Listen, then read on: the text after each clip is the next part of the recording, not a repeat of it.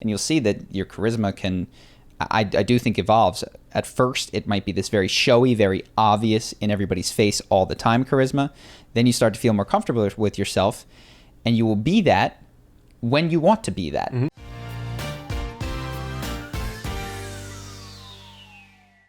Hello. What's up, dude? We are here. Welcome to number... Whatever. 58. Cool. Do you have anything you want to start with? Nothing. You go for it. I have a lot, but nothing to So start. I mentioned some of these to you, and this is a continuation of our conversation last week. But Trump did an interview with Chris Wallace. It was a 40-minute interview. I watched some of it. And last week we were talking about who we thought would win the election. Mm-hmm. And that was what I was listening for. It's just very fascinating to see him in a position of seemingly being lost and getting called out, and seeming out of his depth when they ask him about COVID. Yes, when they ask him about COVID. Mm-hmm. And that was, I would say, they were on that topic for 30 of the 40 minutes, and only in the last 5 to 10 did they get to Joe Biden. And when Joe Biden comes up, he's dissing him, he's insulting him, he's saying he can't string two sentences together. You know, I don't want to be mean to the guy, and then he just goes. And where I stand right now is I don't have a firm prediction of who will win in 2020, but I do believe that if it's about coronavirus, Trump will lose. And if it's about candidates, meaning if Trump can get out there and be on the offensive, he will win. Mm-hmm. So I think the best thing is what Joe Biden has already done. He's hidden himself. He's made himself. It's tough to hit a moving target or a hiding target. But it was just interesting to watch from that perspective. And it really put the Democrats' strategy into focus, which is like, let's just make Trump talk about what's going on in the world. Yeah. Like, let's not let him talk about Joe ever. Yeah. It makes sense. No, I'm telling you, I think if there's debates, the Democrats will try extremely hard to make them no audience. Mm-hmm. And I think to the extent they can go from 3 debates to 1 debate because of COVID, they will. Yeah. Like, just the less Trump and Biden interacting in front of a crowd, the better, if your goal is Biden for president. Yes. And then the last thing that I'll say is that I think, there's a lot of talk about the polls. Are they right? Are they wrong? The state ones were incorrect, but the federal seemed to point in the right direction in 2016. My general, uninformed, non-polled, totally anecdotal sense is that there is more Trump support than is showing up in the polls. For sure. And we discussed this.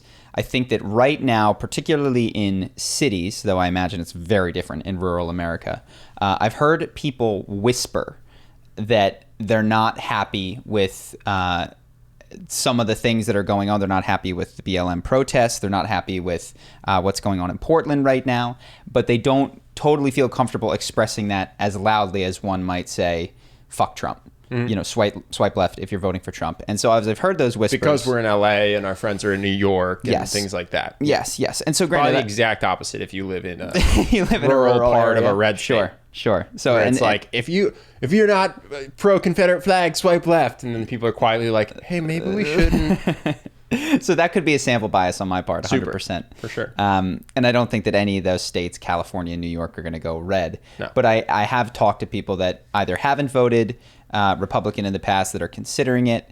And I get the sense that they make up an unpolled group of people who, even if you did get them on the phone, would not say what was going on. That's not to say that Trump is in the lead, but I do think that it is closer than it is being shown. For sure. I also think this election is going to be exactly like every other election, though, where the blue states will go blue, the red states will go red, and the swing states will go. There'll be some swing states, and that's where it's all going to come. So what I need to do is go back home to Pennsylvania. Vote, by the way. Yeah. But I'm just saying, like, California's not going red. I don't care how many whispers you hear. Mm-hmm. So it's really just going to be exactly like every election that has happened since I've been alive. Just to say, it'll come down to a couple states that change their minds, and it'll look exactly like every other electoral map has looked since I was born. Yep. You know what I mean? Yeah, with Florida, Wisconsin, Michigan, Pennsylvania, Ohio, maybe going one way or the other. Yeah, I heard that maybe Austin is going to get so many people migrating there that Texas could go blue. Within a few years, it seems like it, because it is such a hot spot. Yeah, and then you don't do electoral votes based on like density per area. It's not like the rural parts of Texas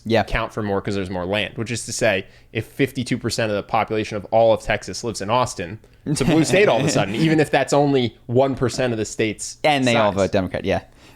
So the other thing slightly I got another related. thing on you for Trump. Go ahead. I just thought of this. I think that Trump voters, at least in Democratic states, are like Fast and the Furious fans. Which is to say, I've never heard anyone excited to go see Fast and Furious 8, but they keep making them, so I assume that they keep making money. There's all these people that must love these movies, but never talk about them. And that's what your idea of Donald Trump That is how I picture Trump voters, which is like and then, by the way, this is in Democratic states, which is a sense to say, like, you look at it, you're like, why are they making another Fast and the Furious? You're like, because the last one made a bunch of money. And you look at Trump, you're like, there's no way he's going to win. It's like, this isn't true. This is exactly what happened last time. The polls are making him look terrible, just like they did last time. Yeah. There's a bunch of people quietly who are fans of both of these things. Yeah.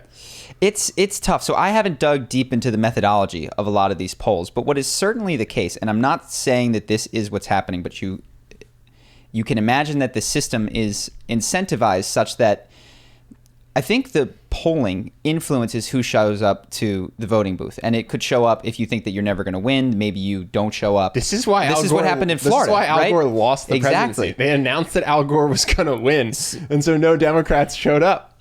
And so much of the news today, and I would say that we'd like to think that polls are separate from that, are arguing about what is happening right now. Like, is it sunny outside or is it raining outside? And there seems to be incentive not to report on what is actually happening, or not to structure a poll in a double-blinded way that you would be surprised by the outcome, but to push it in a direction that it would influence people to behave in the way that one might like at a particular news station or paper or whatever. But I think it's going the opposite way, because what it tends to be is people. It looks like news articles try to promote polls that their constituency will like, which is to say, if I'm a Democratic news source, I say Biden is winning, and then my audience is like, "Oh, I love reading the New York Times." And Donald Trump loves to cite the one that he's winning in. That is the opposite of what you want to do, though, if you care about the candidate, which is to say, Gore didn't lose because they said Gore was going to lose, and so no Democrats showed up to vote.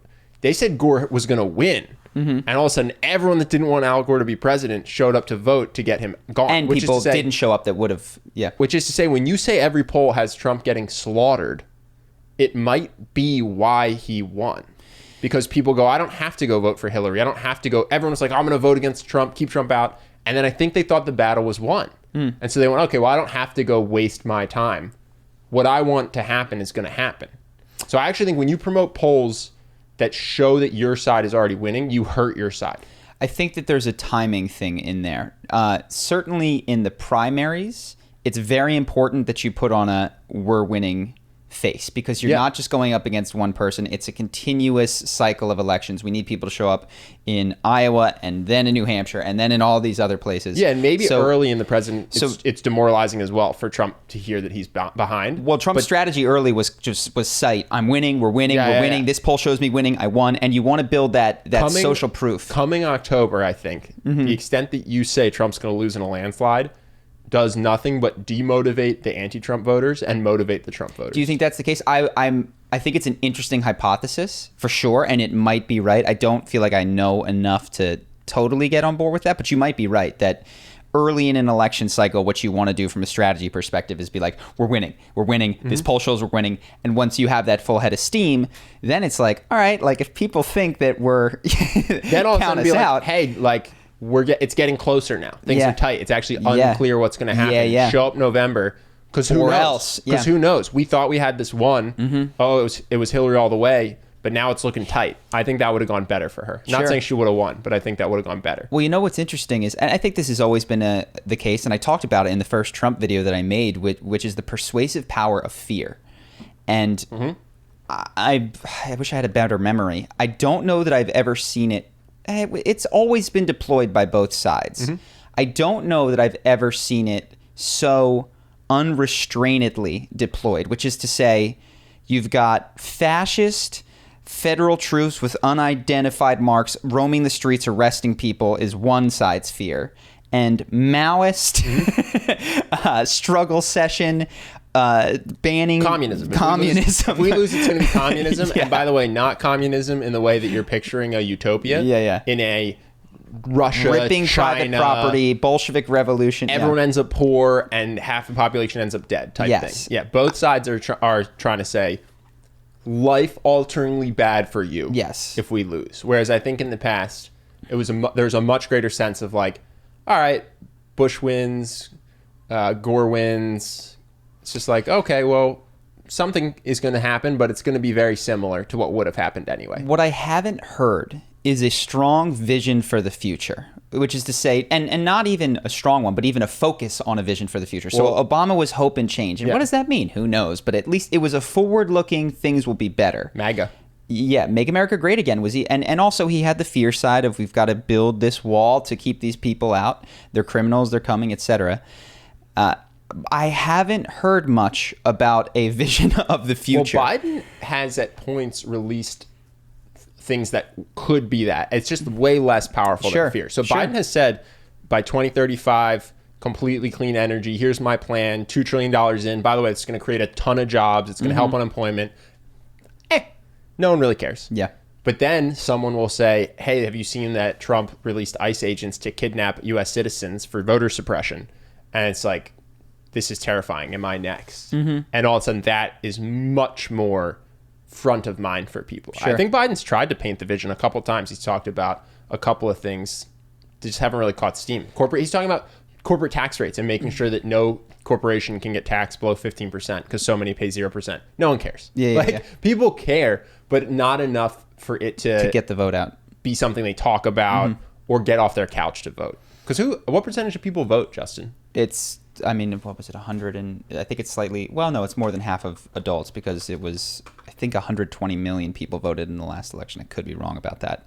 I think it was like roughly 60 million on either side. So Justin, what do you got? Yeah, what percentage of adults? Or just even the number of people who vote.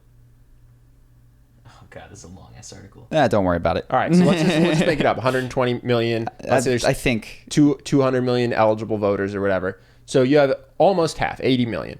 These are rough numbers. None of them are getting off the couch because they think that Joe Biden is going to make a new corporate tax. You know what I mean? But they might get off the couch if they think that Trump winning is going to lead to a fascist SS type regime. 138 million. Okay, In 140. 2016. Yeah, I think it just doesn't.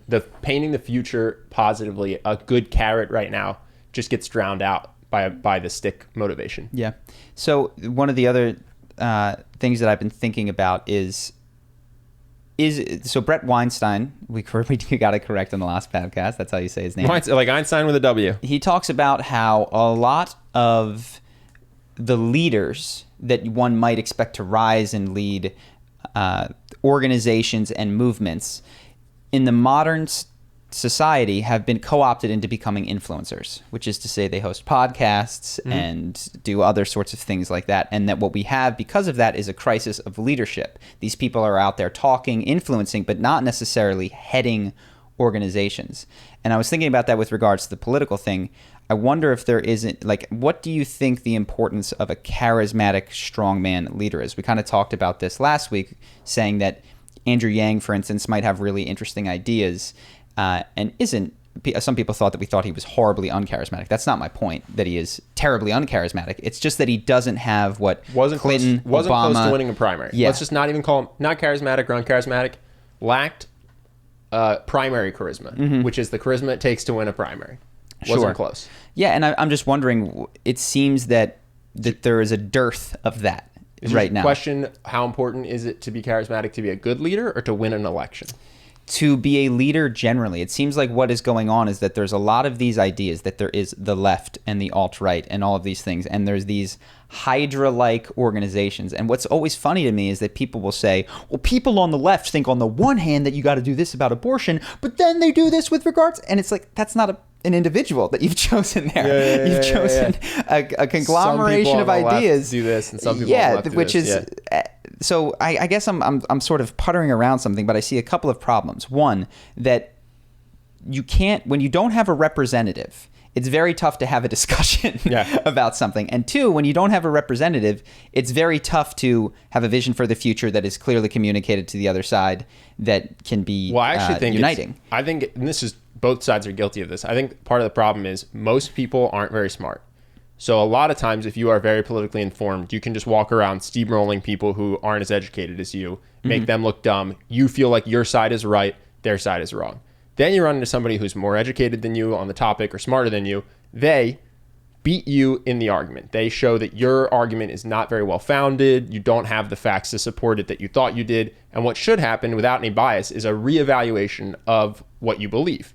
But instead what happens is you just first hate that person and avoid talking politics with them ever again. Second, forget that interaction happened largely and go back to talking to people who you can feel strong against. And so then when you check your brain, you've never lost because you've blacked out that argument where you got trounced. You've beaten a bunch of people who literally just aren't as smart or don't know as much as you. And so then you think my side is right, I'm politically educated and intelligent, and the other side is wrong and full of idiots. But really, like, you're just trying to select, you're forcing your experience to be that and using cognitive dissonance, blacking out anytime it doesn't support that.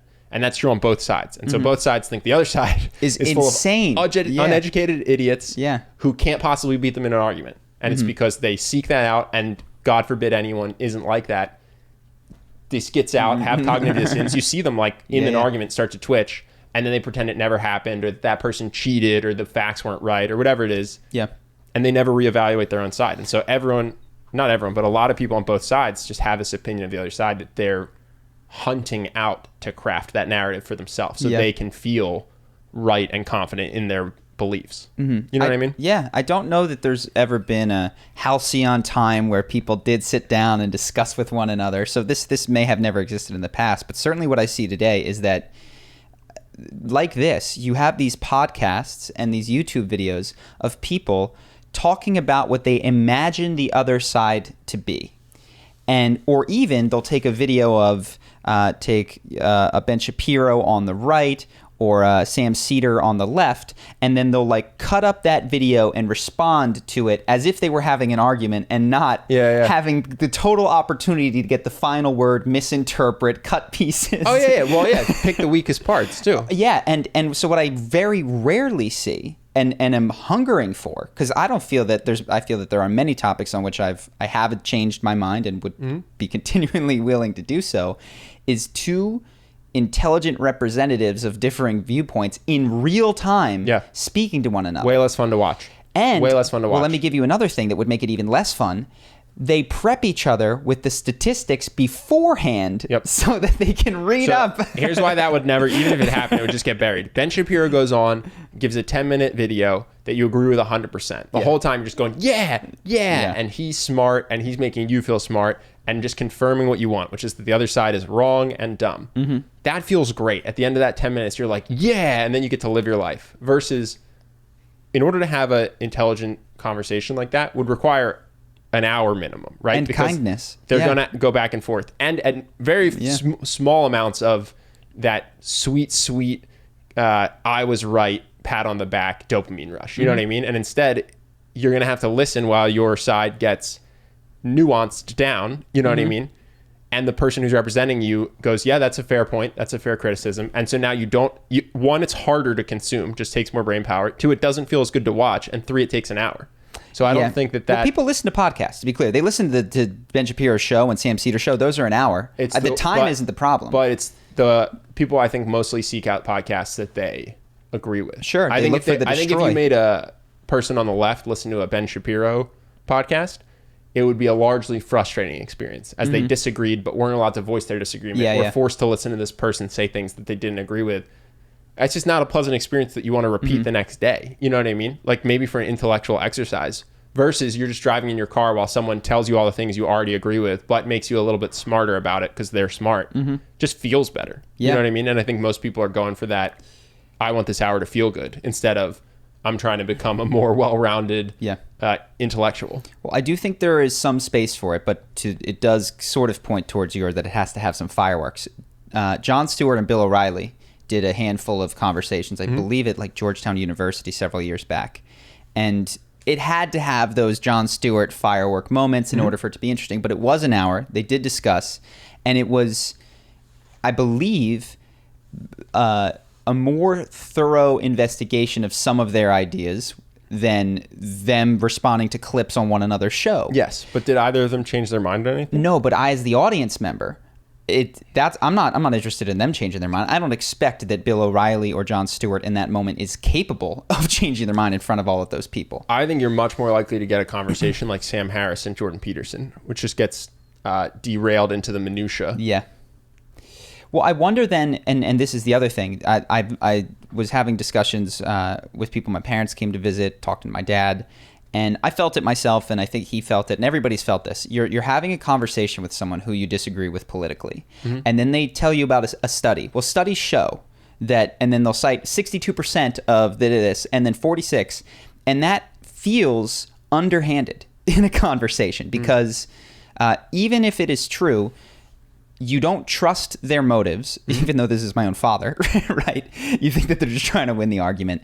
And it's very easy to misinterpret, use a wrong sample size or a disrepresentative, that's not the word, sample population for something. So interestingly enough, I feel like... Dude, you just do a survey at college and you say, 38% of men. It's hold on, this is 38% of men that live in this one city that are this one age group. You know what I mean? And they do that all the time for studies. So what I've noticed is that in these conversations, statistics, I think, are very unpersuasive, though ideally that's where we would like to build our policy off of, because statistics feel like, oh God, you're tricking me. I can't fight back. I haven't read this. And so for this hypothetical thing that'll never happen, where two prominent members of the left and the right stand up and engage in a debate where they're truly trying to drive at the best thing and the truth and to recognize the strong points in one another, what they would ideally do beforehand is disclose the papers and the statistics that they planned to reference. Now,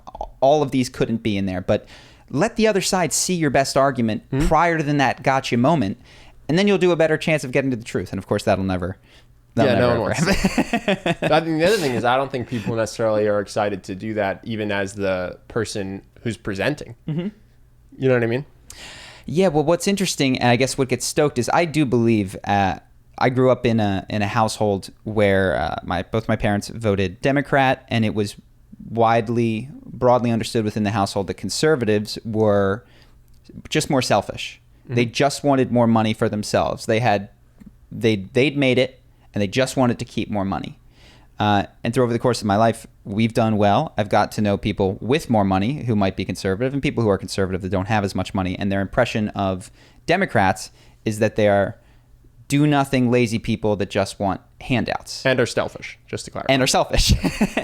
And while I think there might be grains of truth for some people in each of those stereotypes, what they never seem to agree on is that in their own way, they're each trying to create a better society for them and people like them. And so there is actually far more commonality. Well, and they're both right. They're both selfish. Then they're both selfish.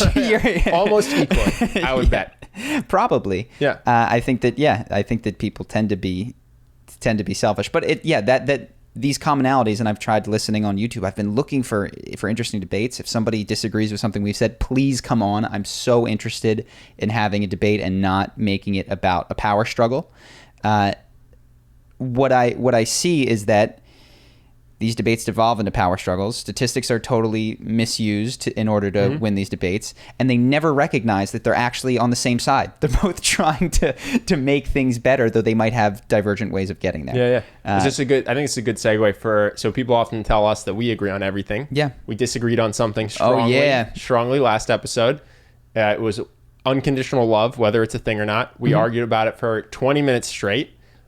We were not sure that people would be interested in watching us argue for 20 minutes straight about the definition of unconditional love and if it exists or not, but it's in our Patreon. So people who are interested, you can just give $1 to the Patreon, and we're going to publish that, I think, the same time this goes live, right? Yep. And the only thing the Patreon money goes towards is paying Justin to show up to our house, record these, and edit them. So to the extent that we get an extra $300 increment in the Patreon, we'll do another episode each month.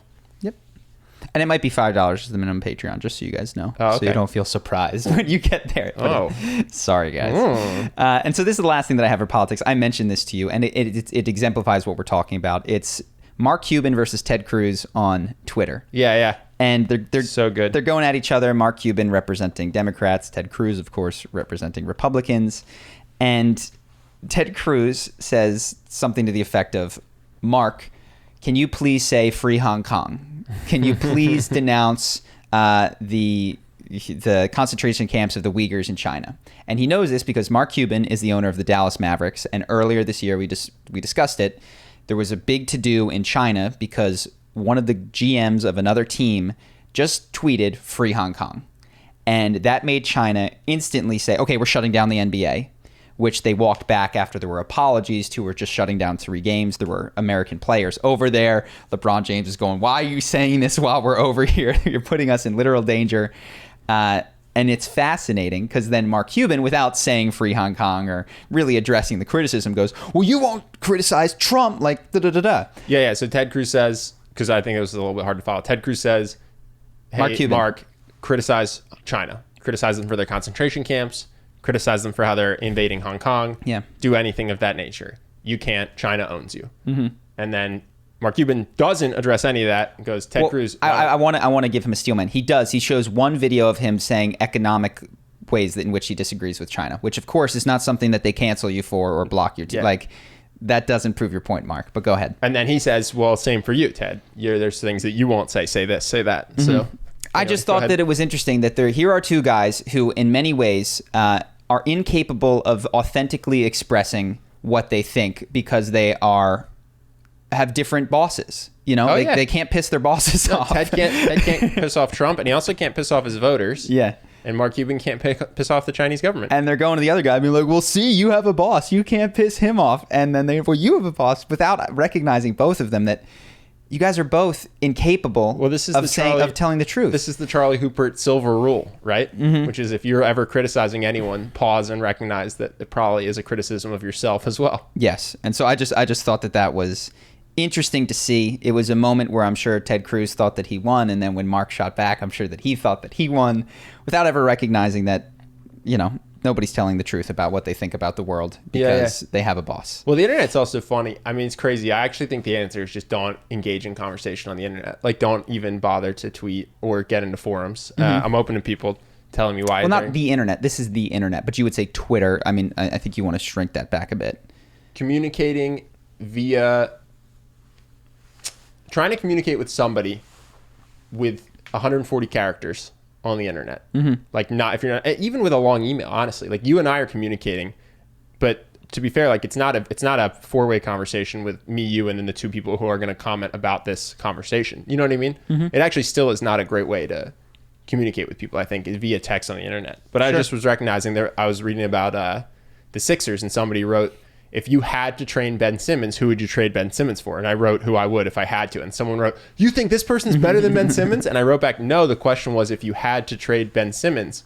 And if I had to trade him, I would trade him for this person. He goes, you're insane. LeBron James light for this guy? I was like, no. Okay, once again, like you have to. And then he goes, here's who I would do it. I listed 4 people. He listed 3 of them. And I was like, okay, so yeah, like, but I realized like there's no possible way to bridge this apparently. Yeah. So after a couple of tries, I just went, I'm going to let this guy misunderstand me. I'm going to let him think that I think that this is the case. And it made me realize, like, same with these people tweeting each other, it's almost impossible, I think, to have an honest conversation with people on the internet because there is a benefit to purposefully misinterpreting what you're saying. Very Kathy Newman-like in that Jordan Peterson, so you're saying, and then just straw man the person. There's like an incentive to do that. There's no incentive to try to steel man the person that you're arguing with. Mm-hmm. You know what I'm saying? Sure. So from my perspective, I was like, it's a good lesson. Like, don't even respond to these things. Well, the incentive would be, and it's not a strong one, is that it makes you more capable of accessing the truth of the world, right? When you steel man things that disagree with you, either your argument gets sharper and you remain on your side with a clearer understanding of things, or you become more right because you change your mind. Oh, yes. So that's not a very powerful incentive, though. Yes, I guess I would say it doesn't appear to be a driving incentive. Yes. It does not appear that most humans go for that. I'm going to try to interpret what this person's saying as strongly as possible, and then argue against the best argument that it could be. Mm-hmm. It seems like the thing that most people do is just go, okay, how can I interpret this in the way that is the dumbest possible? Yeah. Because they're disagreeing with me, and I must crush them for this. Yep. So I have one that hops off politics if you want to go. Oh, yeah, I have a bunch that have nothing to do with this. Okay. Go for it. So this one is an old story, but we never really discussed it. So Super Smash Brothers, it is a video game. And several weeks back, the community, and I think it kind of been unfolding, had several Me Too type allegations where many of the players were accused of either from on the what you might call the lighter side of being creepy and then some of them were to the degree of being pedophilic in nature. And Did anyone so get accused of actually having sex with kids? I don't know. I didn't go deep into the most aggressive I saw was soliciting nudes. Yes. From minors. Yes. Still bad. Still bad. Yes. But There was an instance of just straight up sex with like a minor. Okay. What was the story there?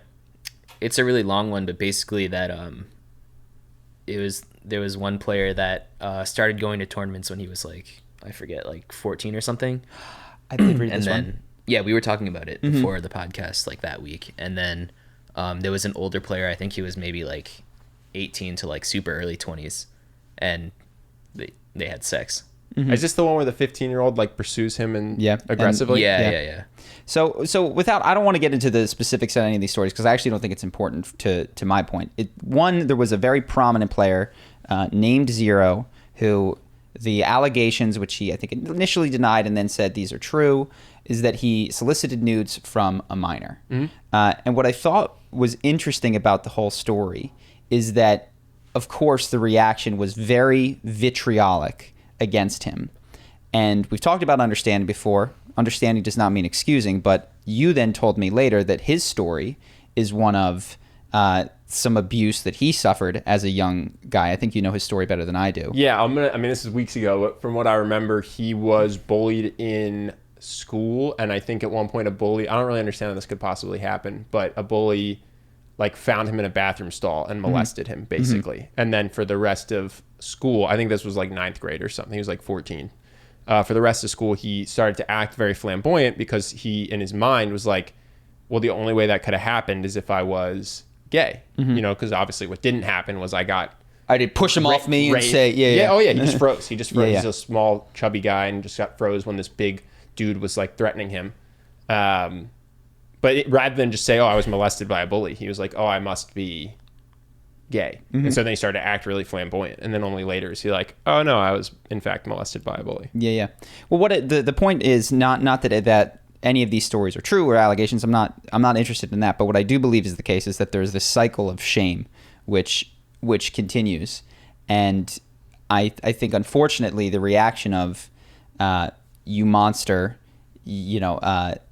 pedophile label, you are completely dehumanized, bad person, is totally unhelpful, because even in his thing, which might have been manipulative in nature, he's like, I'm a horrible person, I am all of this awful, which I think misses the point of true atonement. True atonement is about recognizing that you may have done bad things, but that you are not necessarily a bad person. And what that leaves the door open for is for change and for you to make amends in the best way that you possibly could and to be different in the future. But if one accepts, wow, I am a bad person, the cycle of shame continues.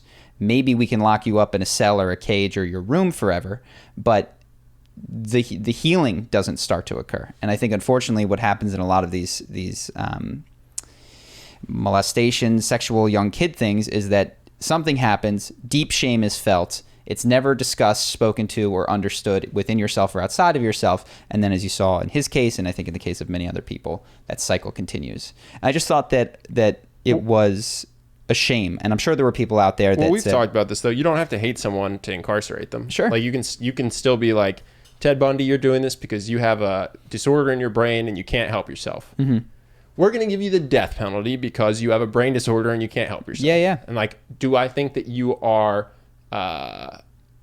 unworthy of having a soul or some like some weird metaphysical thing? Like, sure, no. I'm going to put you to death though, because if I release you from jail, you'll murder women and have sex with their dead bodies. That's just what you do. Yeah. So yeah, I don't think you have to necessarily say like evil or not evil, but I do think that you can still be in favor of jail. I'm not going to speak to the death penalty, but like punishment, incarceration, prevention, by just saying like, listen, because of trauma you couldn't control or a brain disorder you couldn't control, we don't know how to get you to stop murdering women and raping their dead bodies. So we're going to put you to death. Yeah. Like, seems like the best solution for society. Totally. And I think, and what I would say is that punishment, prevention, all of those things can be done without the added element of shame. And I include this for the people, the whoever the person was that he was soliciting nudes from, like, not that they have done anything bad, but that person, I'm sure, feels a tremendous amount of shame. And part of what has been good about the Me Too movement is that it's stopping that shame cycle at some point. So like the latest victim is the person that is starting to be able to go, this happened and it does not define me. It does not make me unclean or disgusting or all of these things. I can start to share these things with other people and remain accepted by society. And I think the harder move to make is to go one level back to the person who had something really awful happen to them, couldn't process it, and as a result did something and passed it on to someone in a way that was destructive. And again, that's not to say nobody should go to jail, nobody should be prevented. Like, you can still, to your point, enforce all of those sorts of things without making the leap to evil, monster, dehumanization, which I think is really the root of why these things sort of continue in the world. Does that make sense? Sure. No, it reminds me, I mean, to some extent, it reminds me of Aaron Hernandez, the NFL player from the New England Patriots. He murdered someone. Then they did a autopsy on his brain after I think he killed himself, and his brain had been destroyed by football to the point where they said anyone with this brain damage would have murdered someone as well. Because basically when he got enraged, the part of his brain that would prevent him from committing a murder was just not there. Like, it just got bashed away over the course of his career. And so, okay, this guy has to go to jail because every time he gets mad, or not every time, but he's going to get mad. If he were still alive. Yes, he's going to get mad and kill someone again because his brain doesn't have the ability to stop him. So we should incarcerate him. Then he killed himself. And so it's like, yeah, you don't have to think Aaron Hernandez is a bad monster, but you just have to go, well, he has to be put in a position where he's incapable of murder, because when angry, that's what he'll do, because while we all cheered on his sport, he took brain damage. Yeah. And so, yeah, I think you can apply that in some degree. We've talked about this. When I got robbed in Brazil by a 15-year-old at gunpoint, wasn't because that person had who was less angelic or worthy of heaven than me, who's never robbed someone at gunpoint. It's because he was born into a situation where that was how he was going to get his food, was by selling my iPhone. So, like, yeah, you don't have to demonize the person. You can say it's because of the circumstances in which they grew up in, and still be supportive. Like, okay, if this 15-year-old were murdering people and stealing their iPhones, we'd have to put them in jail, because despite the fact that we're sorry for your upbringing, we can't have you in society murdering people to steal their iPhones. You know what I mean? So it's, yeah, you can do it. I mean, almost, I don't want to say coldly, but you can like remove the emotional part and just be like, yeah, I'm trying to run a society here that's the best for the people. Well, we've talked about this before. I want to ask you, because what this leads to me, is a hard determinism. So if we accept that brain damage makes somebody do a behavior, or a tumor makes somebody do something, of course, everybody's brain has structures that are the way that they are. So I'm curious, and you're not a hard determinist. No, we talked about this. For everyone else that's not me, I go determinist. For myself, I choose to go free will because I find it empowering, which may just be a determined thing. It might be determinist that this is what I'm saying. But for other people, I choose to view them as if their circumstances have created what they're doing, especially when it's negative. And for myself, I go, okay, well, I'm not going to believe that I'm a pool ball that's been hit with a stick and it's just going to go where he's going to go, because I find that it's more beneficial to my headspace to assume I have free will. And also, if I'm wrong, it won't affect anything because all this is predetermined. But if I go determinist, then maybe I unempower myself to try to make hard decisions, or maybe I excuse myself by just going like, oh, like, yeah, I did that bad thing, but what could I do? But you do recognize the argument does pertain to you as well, which is you have a brain, which is a physical structure. Oh, for sure. Okay. Got it. and then you just go, no. No. No, it's totally a belief. That's why I say it's a belief. It's not cognitive dissonancy. Yeah. No, it's a belief. It's not I wouldn't say I have a proof or evidence of it. Sure. It's just that it's like a decision I make because I find it's kind of like Pascal's wager, which also doesn't hold up. I understand. So if I wouldn't, if someone threatened you, pain of death, and they were going to hurt your loved ones, if you didn't get this right, and of course there's an objective right. Let's leave all that for later. I can't prove free will. Let's put it that way. If they're like, Ben, are you an agent that operates on free will or determinism? Get this wrong, bad things are going to happen. What would you say? Determinism. Okay, got it. But for you, you're just like, you know what? I don't need to engage with that. I just don't find it to be a useful belief. You can just put it into a container and just leave it. Yeah. I understand. Got it. Isn't that crazy about about humans. I mean, I think it's important to recognize. I actually don't think you're doing the wrong thing because we've talked about this. Honesty over integrity is so important. People, in an attempt to have high integrity, which means to make your words match your beliefs, match your actions, will hide things from themselves so that they are not forced to make difficult actions like leaving the job that they know that they hate but that they're scared to leave, or that the relationship, or going... Can I make this more concrete? Yeah. So, for instance, because for a while I didn't understand this difference. I thought honesty and integrity was like synonymous. If you value integrity over honesty, you will lie to yourself about the quality of your relationship, because if you admit to yourself it is a bad relationship and you think you have high integrity, you will end your relationship. Does that make sense? Yes. So you will convince yourself it's a good relationship, which is actually even worse. Yeah. Because now everyone else can see you're in a shitty relationship, but you can't see it, because the second you let yourself see it, because you're high integrity, you would end the relationship, because that's your value, right? And emotionally, you can't let go. Your value is I don't allow myself to be in shitty relationships.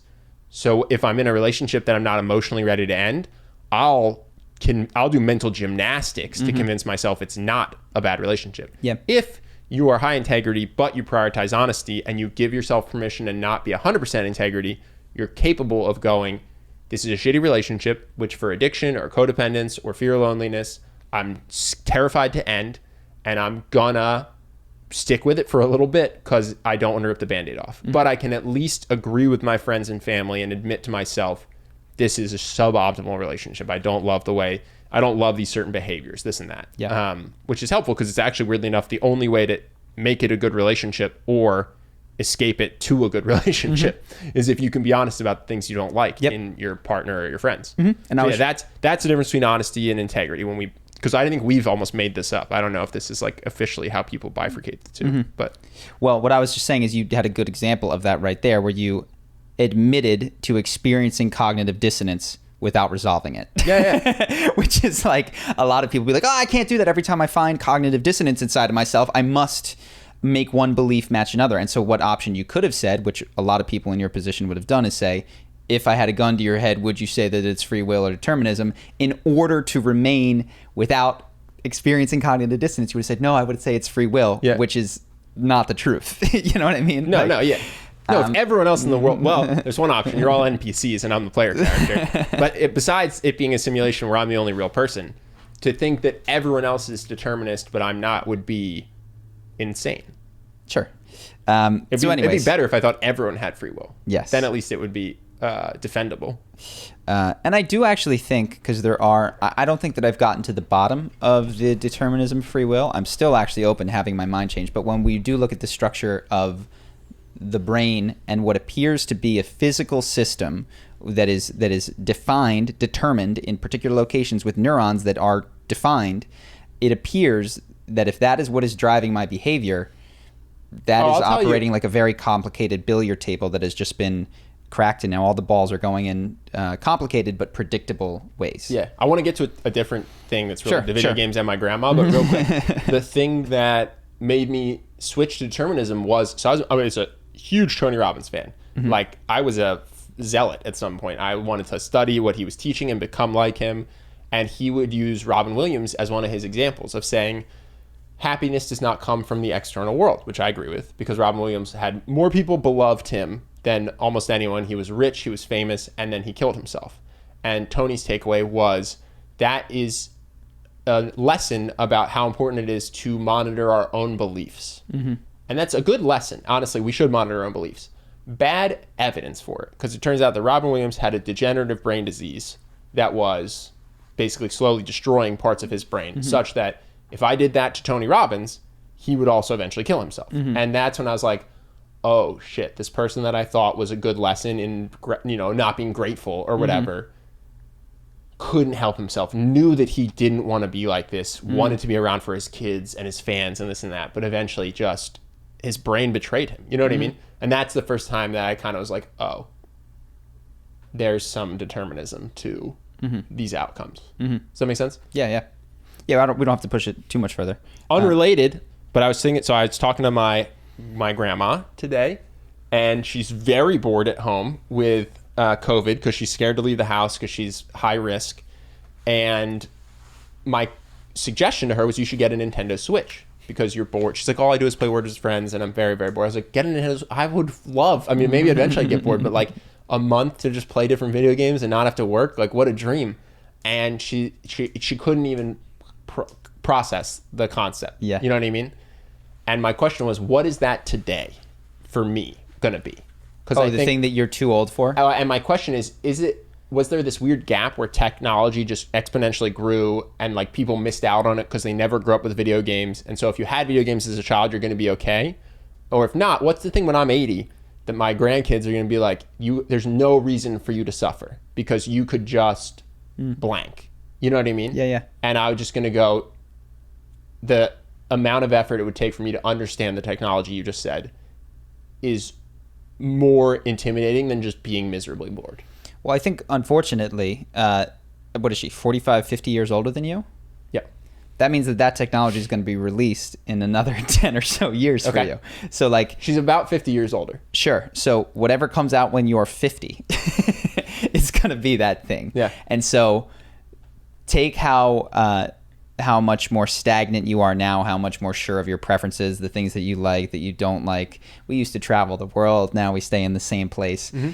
Continue that process of ossification out another 17 years and then introduce a breakthrough technology and see if you pick it up. To me, I actually think, and maybe just inertia will get in the way, it highlights for me that one of the most important things you can do if you want to be happy in old age might be push yourself to try to continue to understand technology such that you never get to a point where you are incapable of interfacing with what's out in the world. I even think a simpler way to do it is to hang out with young people, like grandkids, and to be involved with them, not just as like... Well, she would though, and she'd see me play video games, and instead of being like, what is this? Can I participate? She would go, what is this?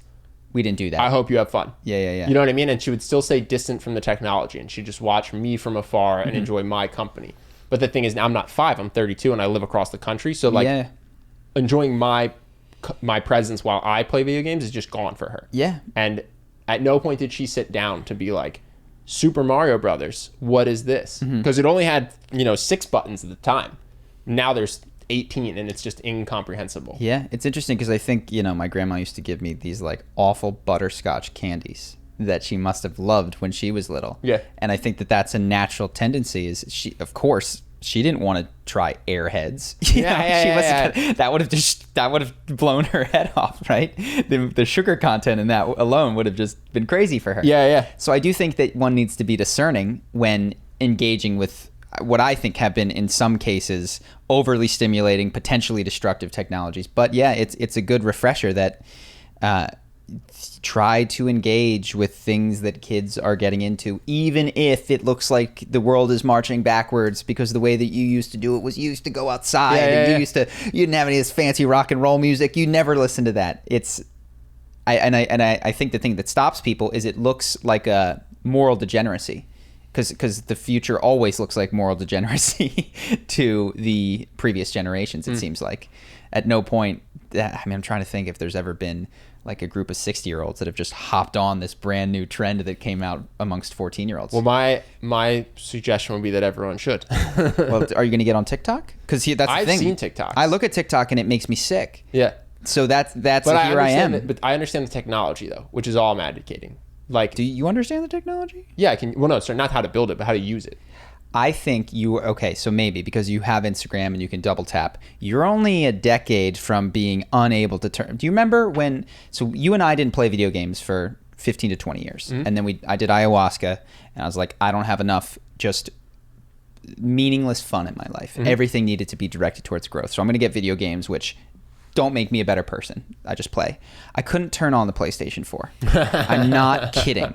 I was Googling how to turn on the PS4 because it didn't have a button on it. Yeah. Now I know that it's got a wireless controller, which is insane when I first picked it up, that has a button. But I feel that way around TV remotes. I feel that way around a lot of things. So yes, you get TikTok because you were on Instagram, but you skip 1 or 2 generations of things, you will not be able to turn the damn thing on. Yeah. And I remember when you spoke to your grandma and she was asking you about email or something. It was so brutal. I was trying to on the phone walk her through how to access her email. I was like, all right, yeah, so pull up the internet. She's like, well, how do I do that? Click on your internet browser. What is an internet browser? I was like, okay, please read every desktop shortcut that you have to me. What's a desktop shortcut? Like, this is literally the conversation. It took me about 40 minutes. It was painful. Yep. And explaining the @ sign to her.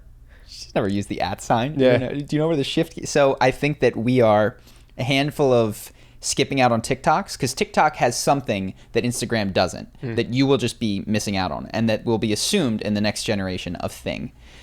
So yeah, that's going to be you. That's going to be me, especially since we are not active. I think that TikTok is bad for people. I think that it would be horrible for my brain and I'm a better, happier person for not having it on my phone. So yeah, I'm going to be your grandma. Are you going to get the PS5? Yes. So you'll stay up to speed there. But up to speed, yes, in that one particular thing. But what we're saying is there were no video games when your grandma was a kid. So whatever the thing that there isn't when I was a kid, which is social media, that kind of came midway through my life, it's very likely that I will just go, life is better without this thing. And so will you. Well, we'll see. And the generations march on. What else you got? Let's see. Oh, we've talked about this a bunch. I just saw a classic comment on Reddit. I don't know if it's worth rehashing. Was talking about the fact that there are ICE agents in Portland, and depending on what news agency you follow, they're arresting people who are doing nothing wrong, right? They're just peaceful protesters who are being kidnapped by ICE agents. And if that's the case, it's fucking awful, right? Someone was just writing about it on Reddit, and by the way, I'm blocking Reddit, so we're gonna have a lot less to talk about, but for my mental health, I think it's good. And they said, how can anyone stand for this? The fact that there's not people marching on the streets, the fact that there's not people on the lawn of the White House right now over this is insane. What are we waiting for? And I wrote it and I said, what are you waiting for? Why aren't you on the lawn in DC? Just not aggressive. Yeah. I'm just like, hey, like, question. You said we. What are we waiting for? So I assume you're American. Yeah.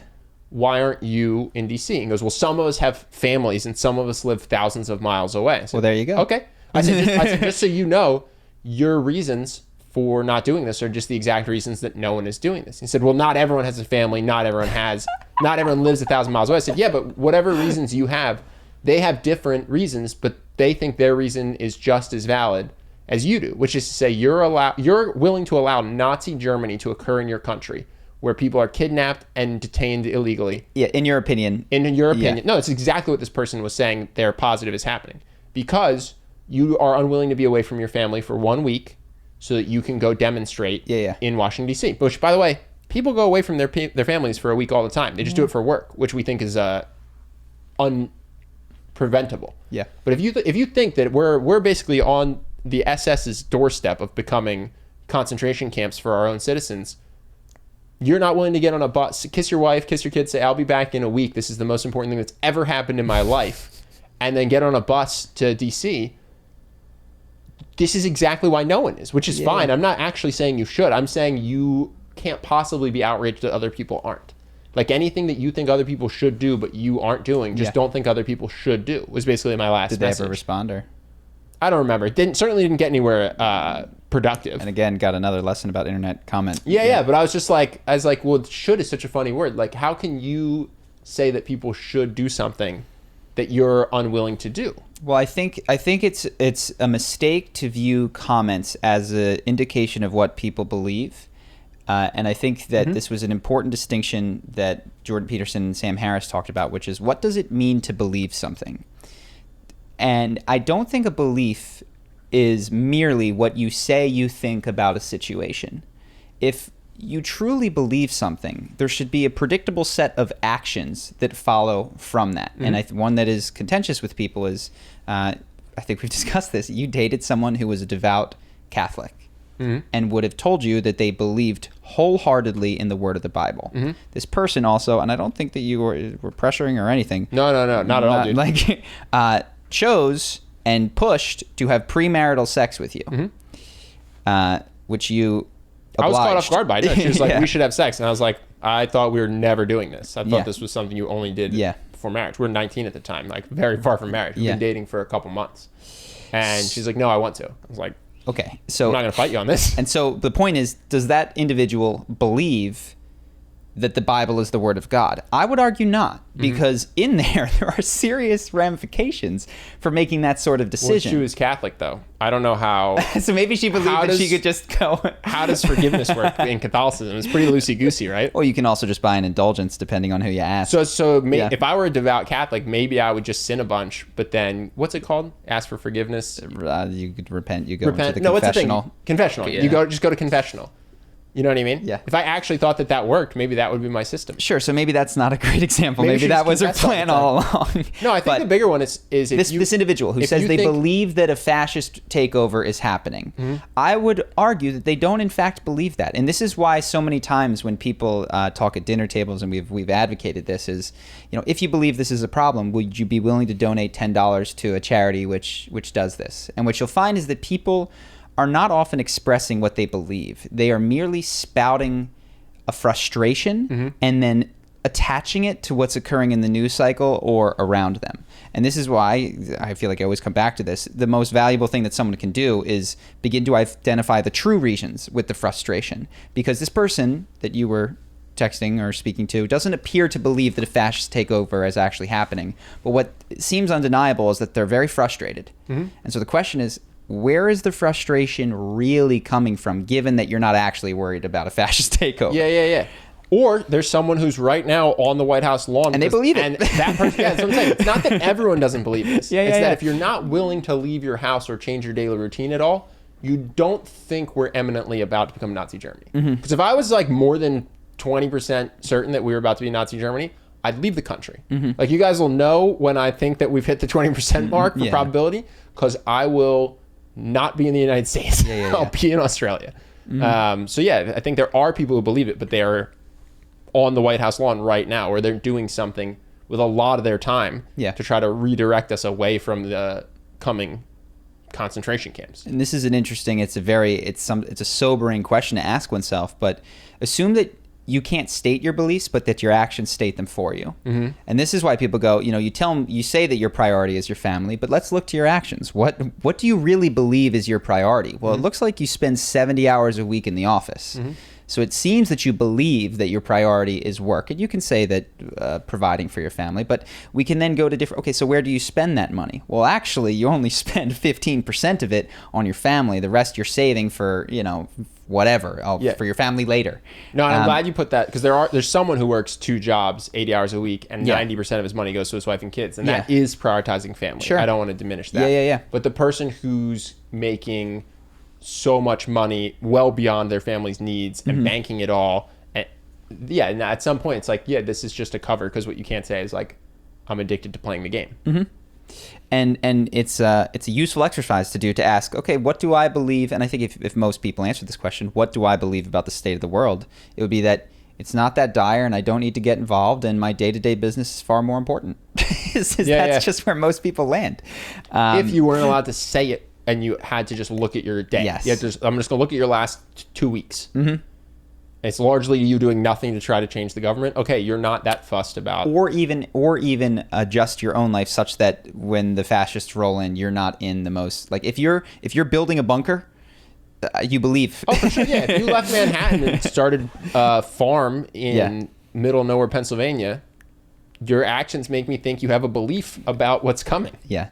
And so anyway, what is often happening, unfortunately, in discussions, particularly on the internet, is that it's just this explosive emotion that, like I said, is being Velcro hooked onto whatever's happening in the news. And then we just yell at each other about stuff that is totally unrelated to the cause of our feelings, completely tangential and a distraction from the actual feeling. Because that person, I'd be willing to bet, no matter what was going on in the news, would be frustrated, outraged, and indignant with the behavior of everybody else around them. And maybe not with the government. Maybe if the Biden wins, the frustration will no longer be with the president, it'll be with something else. Yeah. Tony Robbins makes this point, and you mentioned loving Tony, and as do I, and then I disagree with him in some areas, but he was at a date with Destiny on 9/11, and he said it was fascinating to watch sad people get sad, guilty people get guilty, helpful people become helpful, and it didn't matter where they lived. There was one person who was freaking out and indignant. Oh, how dare they do this to us? And then he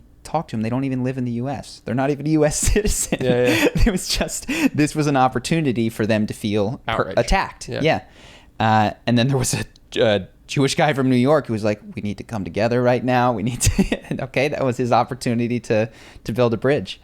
So in any event, inside greater than outside tends to be a theme of this. Yep. What else you got? Don't say people should do something unless you're yourself willing to do it. But it's funny. I've talked about that particular instance multiple times. In Emotional Mastery? Yeah, in the course. Nice.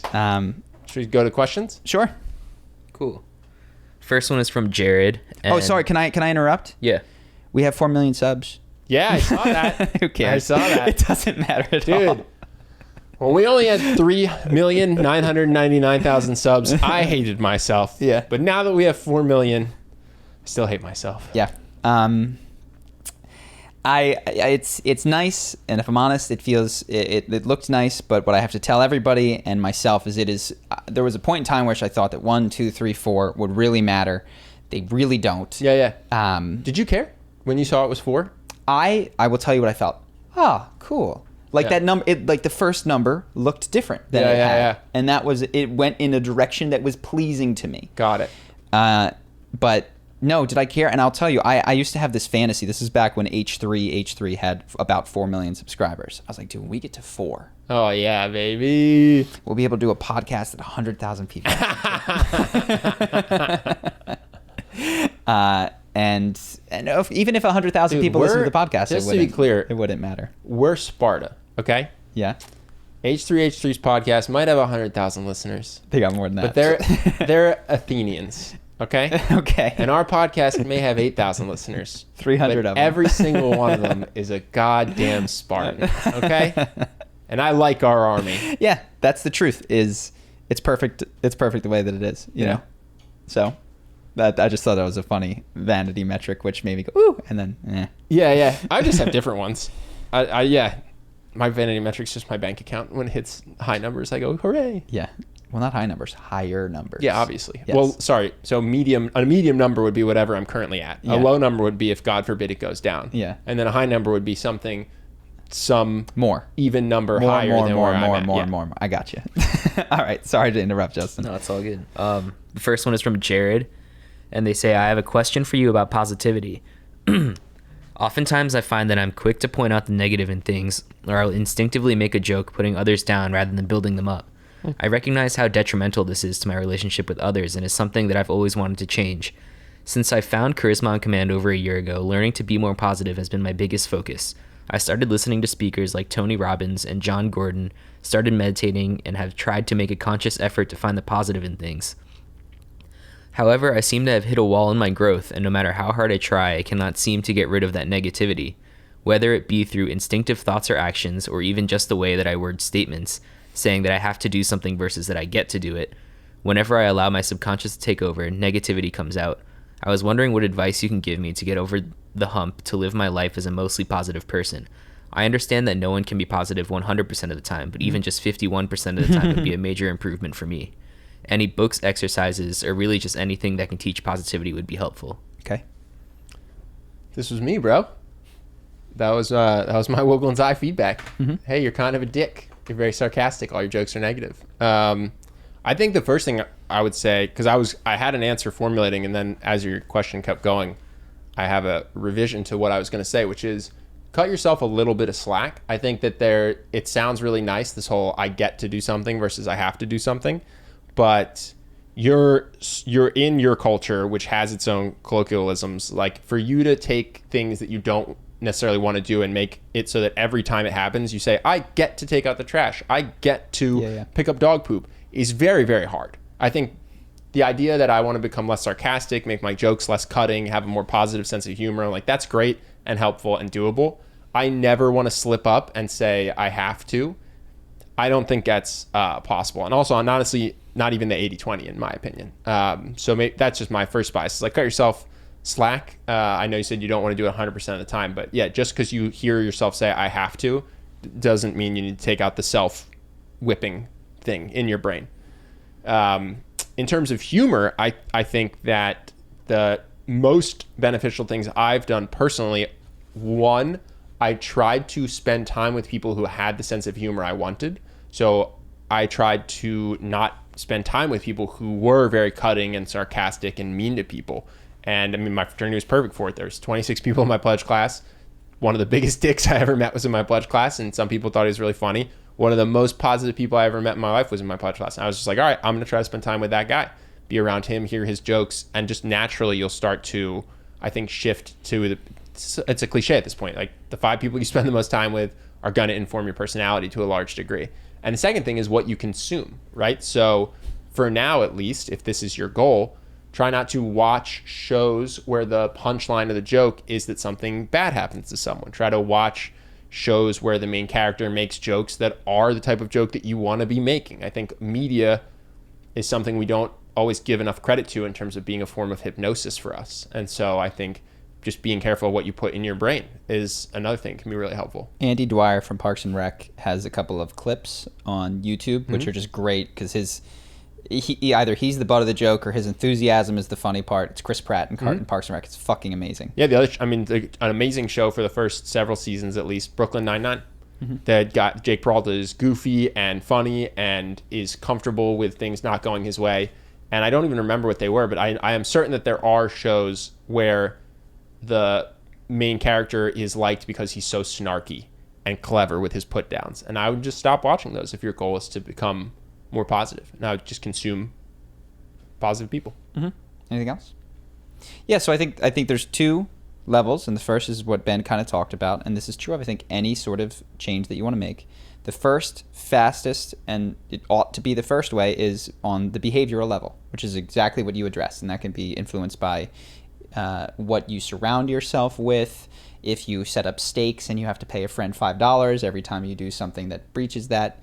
We've covered a lot of ways to make the behavioral changes, and I think Ben did a good job. And then later on, I do think that it is helpful to come back to, especially for the things that wind up being sticky, to the internal experience of them. Because what you might recognize is that you might control every single word that comes out of your mouth, but that a creeping negativity still infects the way that you perceive the world. And that cannot be rooted out by changing just your behavior. That at some point is going to require introspection, and for that, all of the tools that we mentioned for introspection, which I won't drone on about here, but we've talked about psychedelics. If you want to check out the Emotional Mastery course, you could read books by Byron Katie, Eckhart Tolle. There's a ton more. Sure. But one thing I would say, I actually think that behavioral changes in this regard can affect the deeper stuff, in the sense that there's sometimes a positive feedback loop. Yeah. I would, if you're anything like me, I won't even take a guess. My personality was shaped largely by being insecure. I was very small growing up, hit puberty quite late. And so my jokes to take other people down came from a place of feeling below a lot of people. And so when I started switching my humor to being more positive, it made people like being around me more, which made me get a lot more positive feedback from the world, which actually helped with my self-esteem, which was the core issue, if that makes sense. So like, I didn't have to do self-esteem guided meditations or anything like that, because what I did was start to get feedback from the world that what I was doing was much more enjoyable to be around, which meant I had more friends, just dating more people, which then solved to some extent what was causing me to have low self-esteem. Yeah. And I think I agree with everything you said. I guess the internal work I'm recommending, actually, I would say ought to go deeper than self-esteem. I think self-esteem is super important. It's deeper than behavior. But I do think that there is a foundational level that goes deeper than Nathaniel Brandon. Sure. I think a lot of times when specifically your negativity comes out as cutting jokes, it's a self-esteem issue. I actually don't think it's a childhood trauma issue necessarily. Like I can't help but put my friends down, like this and that. Sometimes I think that can just be because you have low self-esteem or grew up with low self-esteem, and isn't necessarily because something Yeah, horrible. this is meant happened. for the things that are sticky in Yeah. your life, that are, despite self-esteem getting better and behavioral outcomes getting better, that remain. You still feel it inside of you. Yeah. Cool. What else? Next is, do you ever get tired of charisma or being the charismatic friend? I've always been pretty good with people, but when I moved to the small town I live in now, I started really working on charisma so I'd be able to make more friends. It worked well, but now I'm tired.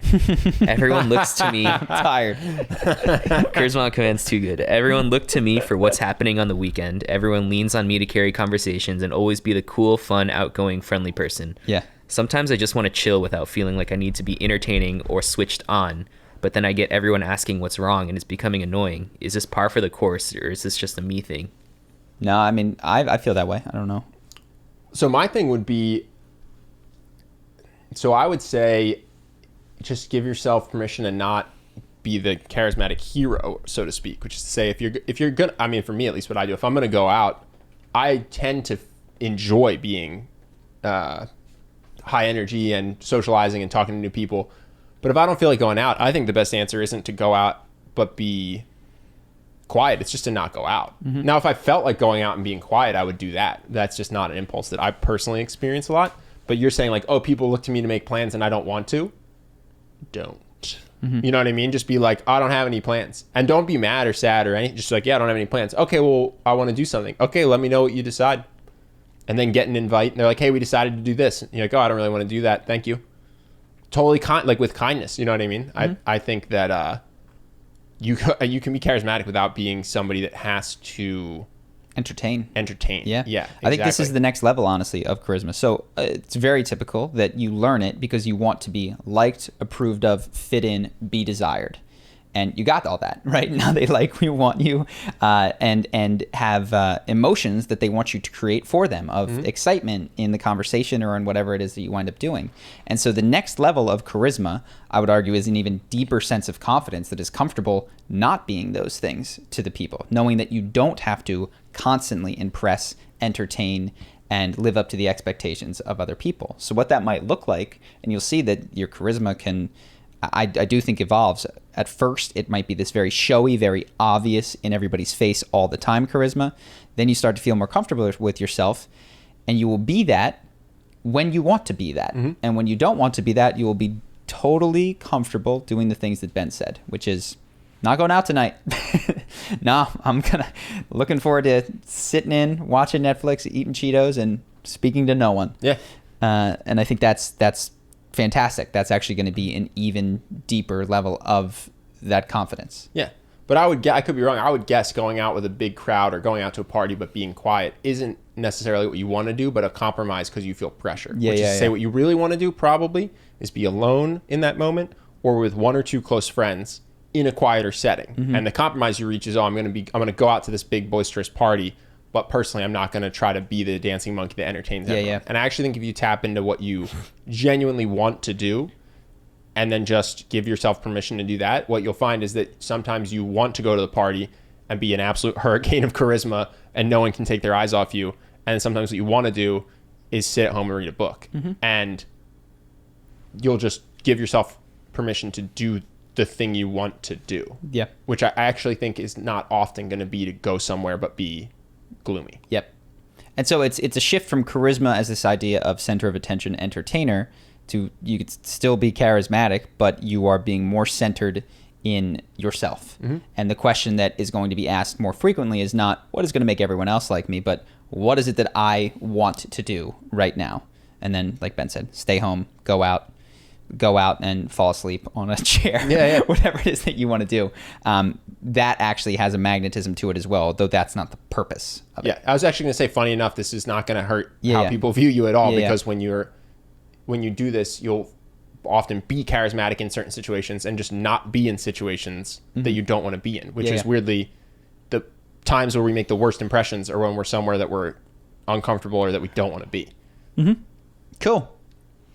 Next is, I'm struggling with the expectations of my family. I have a spouse and 2 kids, 10 and 5. I am having huge amounts of frustration when they're not following instructions or when we are outside our home. It's getting to the point where I'm resistant to spend time with them. My spouse is in the middle and is battling me as well as the kids, and it's extremely exhausting for her. I've tried the Gary Vee approach to not have expectations towards them. That works on a surface level, but it alienates them for me. I'm not fooling myself. All caps, I know I'm the problem.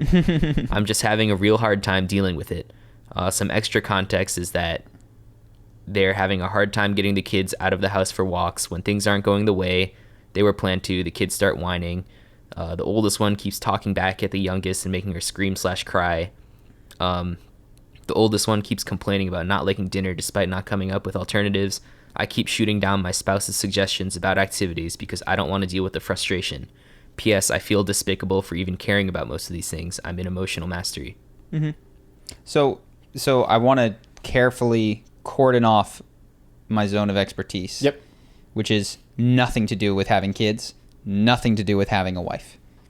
Go to someone else for those sorts of particulars, because I could only lead you down the wrong path. So it's only the last part that I want to address, which is I feel despicable for even feeling this. And that is where I do feel that I can give advice, which is you are in honesty over integrity. You're in such a better place being honest about these things because, as you know from Emotional Mastery, and I would encourage you to check out the new course, which went up within the last 7 or 8 days. So I'm sure you haven't gone all the way through it. Is one, go back to that. But the general idea is that emotions arise and you cannot pick them, fight them, or resist them. Mm-hmm. And part of what causes this I feel despicable is the sense that I should have known better than to have these feelings. And I think what releases that is when you start recognizing that this has just happened. You know, I did get angry. I did get frustrated. And what you could feel proud of is that you have the conscious recognition of it, which is so far beyond most people. Most people, when they feel despicable about something, can't let themselves recognize it. And then they just are short with their kids. And they say that they love them. And they say that there's, family matters the most. And they spend 80 hours in the office, right? Like, nothing's wrong. I'm fine. Yes. And so the despicable piece is the only one that I feel comfortable giving any advice on, which is continue to go through Emotional Mastery, re-go through the new course, do a trigger meditation, which is day 6. And I think that one can start to unwrap some of these feelings so that you can cope with them. But just from person to person, you have nothing to feel despicable about. Even though you may, that's okay. You can still be with that despicable feeling, but it is not the end of the story. You're not a bad person for being fed up with your family or your wife or your kids, particularly during a quarantine when nobody's listening. Like, those are all valid emotions to experience. The only thing would be if you acted off them in the sense of you were abusive or anything like that. And at that point, we can talk. But I don't have anything to say about the wife and kids because other than you might want to ask someone who has a wife and kids and has done a good job with it. Mm-hmm. Yeah, I agree. I don't have the pleasure of having a wife and children. Yeah. So. Yes, it is. And the reason that I want to be careful and not treat it like a girlfriend and kids like little people is because a wife is not a girlfriend. Mm-hmm. Like you are committed to that relationship. You are staying in it. And kids are not little adults. That's the one thing I was going to say. Yeah, I've heard sometimes it's good to treat them like little adults instead of like children. But yeah, a kid's brain just doesn't. It's not fully functional. Yeah. So for me to come in from here's what I would do if it were an employee that I was. It's like, when I have a 22-year-old employee, here's what I do. So you do that on your 5-year-old. Like, it's not actually gonna work. They don't have the same brains. Yeah. So yeah, you would need advice that was specifically for wherever a 5-year-old's brain is at. Mm-hmm. I haven't gone through it. So I just know that this is a potential resource for you to look at. I think MindValley released a course, but she also, I think, does YouTube channels. I believe her name is Dr. Shefali, Shefali. I believe she's an Indian woman who talks about conscious parenting. And I bookmarked that in my head. I was like, okay, like if I'm ever interested in kids, conscious parenting. I'm skeptical about a lot of the stuff MindValley puts out. So okay. I just want to. So I'm not. I would just be remiss if I sat here silently. So just because MindValley endorses it does not mean that I would think it was legit. Sure. I just like the words conscious parenting. Sure. I just know they have some stuff that I would disagree with. Okay, cool. Last one is, how do you feel about age gaps in dating? Obviously, assuming everyone is over 18. My little sister is 24 and started dating a 33-year-old guy. Even though I know she's fully an adult and they seem to go really well together, I'm having trouble not judging or feeling overprotective. Do you think past a certain age it doesn't matter, or do you have a cutoff age that you wouldn't date or hook up with, either because you just feel weird about it, because you couldn't think it could realistically work? Thanks, and keep up the awesome content. Well, I mean, so there's a handful of questions in there. What would I do, and what is broadly acceptable in society? Like, do I have one? I don't care if it works, because what works for most people implicitly means a long-lasting relationship that leads to marriage and likely children, and that does not work for me. That's not what I'm trying to get. What I see in dating is that certainly under the age of not having had a job or having just spent one's whole life in school is going to have a different level of understanding of the world around them, as is mid-20s, as is 30s, and as is late 30s. So certainly people will have different life experiences based on wherever they're at. Do I think that it is a problem that there is a 33-year-old dating a 24-year-old? No.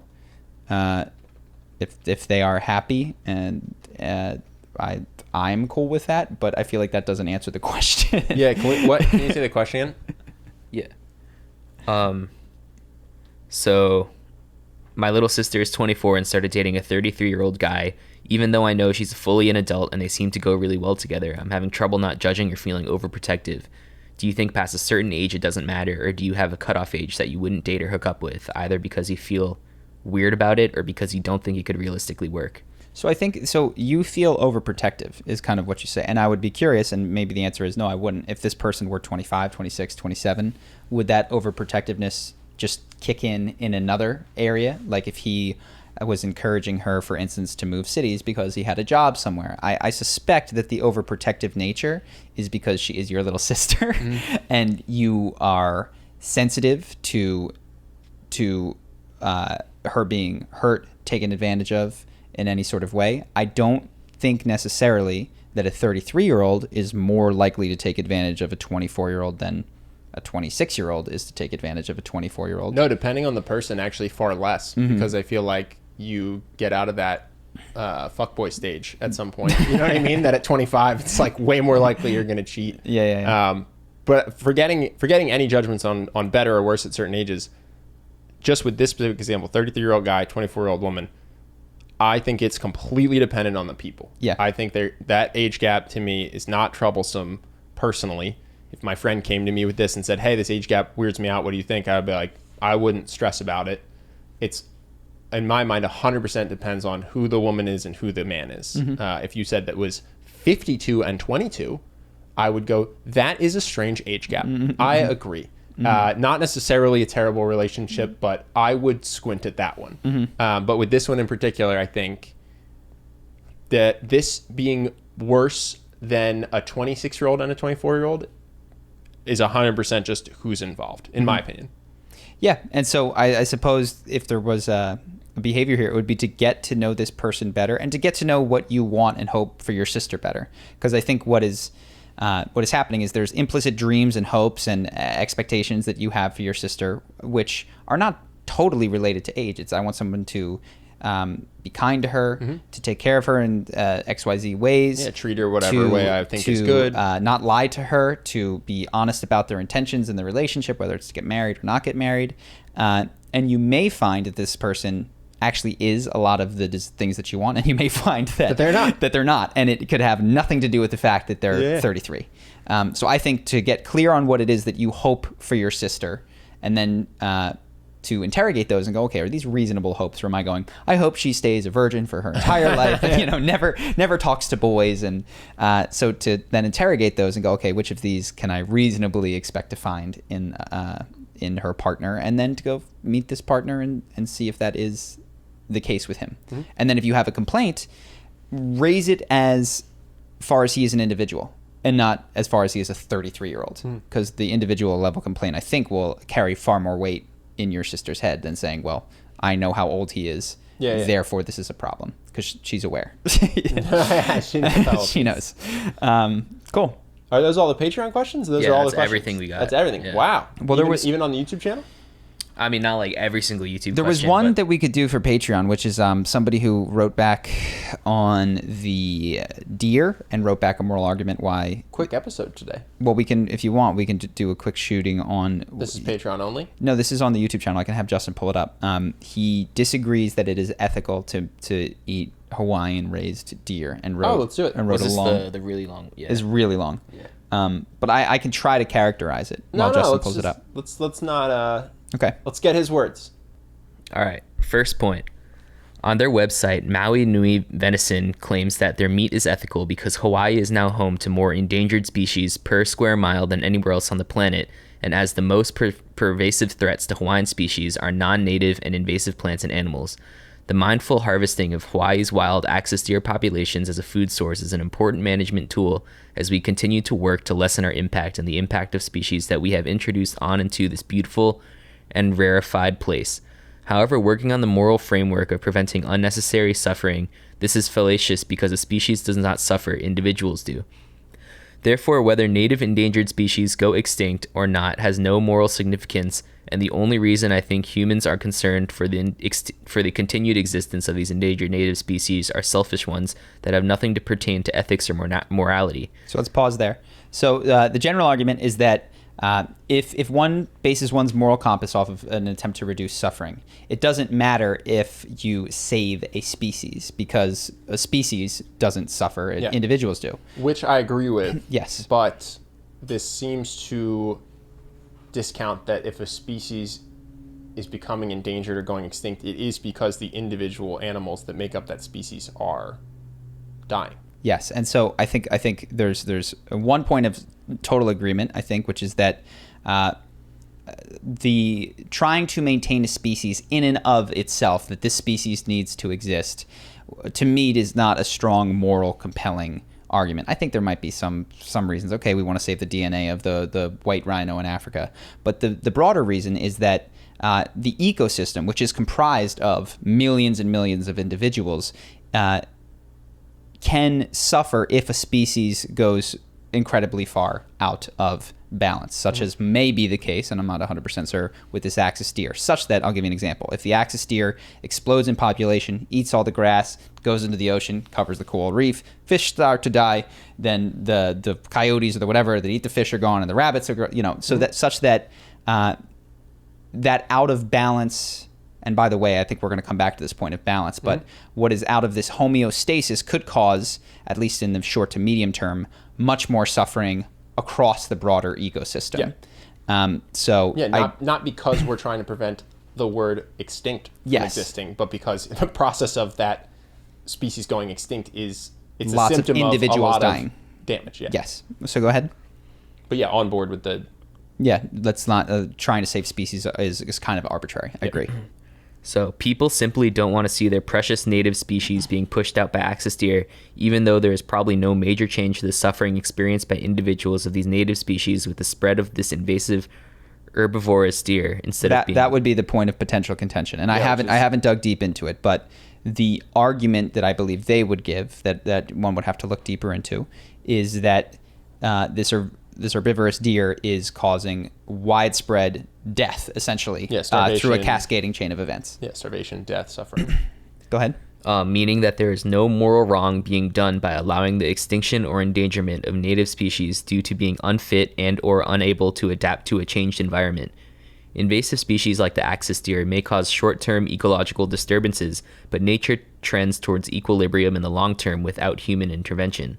Some native species may go extinct in the time it takes for equilibrium to be reached again, but that is not of moral significance, and the makeup of flora and fauna in Hawaii will change. Humans should just deal with it. Also, by Maui Nui's logic... I have a thought. Are we close to the end there? Or? We're getting close to the end. Okay. You can, yeah.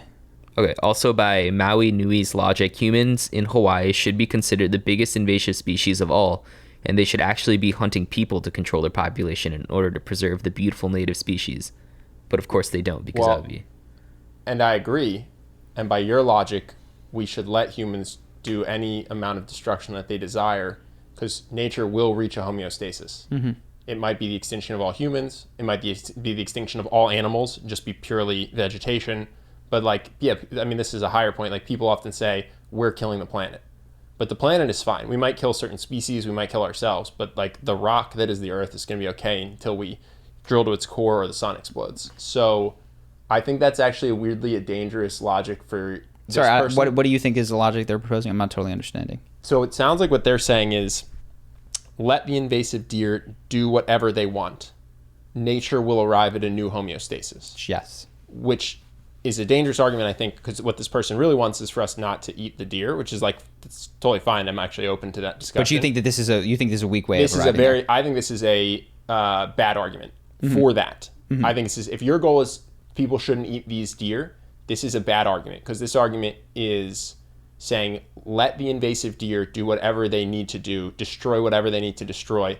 Eventually, Hawaii will hit homeostasis, which I agree with. But it could look like a barren rock. Everything dies. That literally that's there's homeostasis. No, yeah, sure. What would more likely that eventually they'll just eat so much that they starve to death, and then there's this new homeostasis with fewer species. But like, this same logic can also just apply to humans, which are animals. And I often think that... Yeah, so this is one of the things that I saw, is that we're treating humans as if they stand above and separate from nature. Exactly. And they don't. And so if you think it's okay, if the argument... Because I agree, humans are the most invasive species in Hawaii, but if the argument is let the invasive deer destroy whatever they want, then the argument would be let the invasive humans destroy whatever they want. And I think this company is arguing, don't do that. Don't let the humans destroy Hawaii. Don't let the deer destroy Hawaii. I think the company's saying, let's try to maintain relatively what's occurring, what life is. And implicit in that is a valuation of the status quo. The life that exists there now. And what I'm saying is, if you don't value the life that's there now, and you're just saying let the deer do whatever they want, it's like, well, then you should really let everybody do whatever they want. You should let all the humans do whatever they want. Kill any native or invasive species,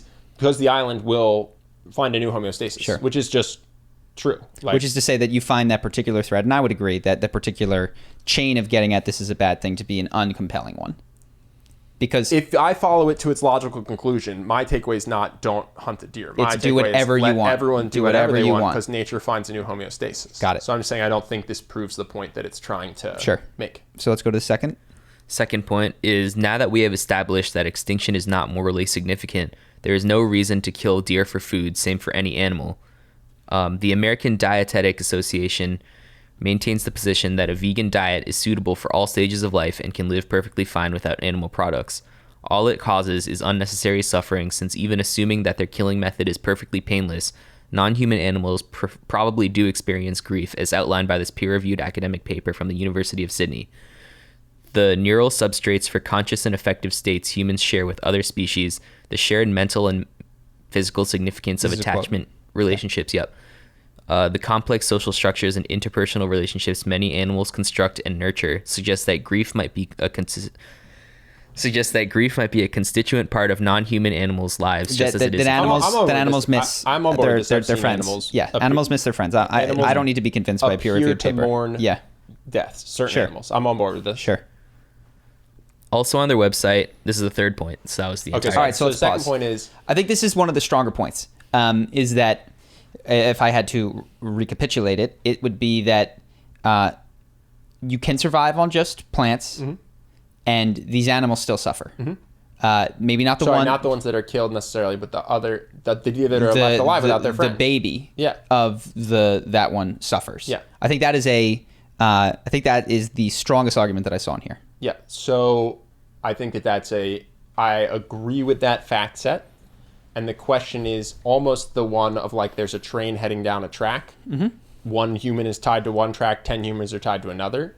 Like, the math you'd want to do is, so killing a deer creates suffering. Even if you kill that deer in its sleep, its pack suffers.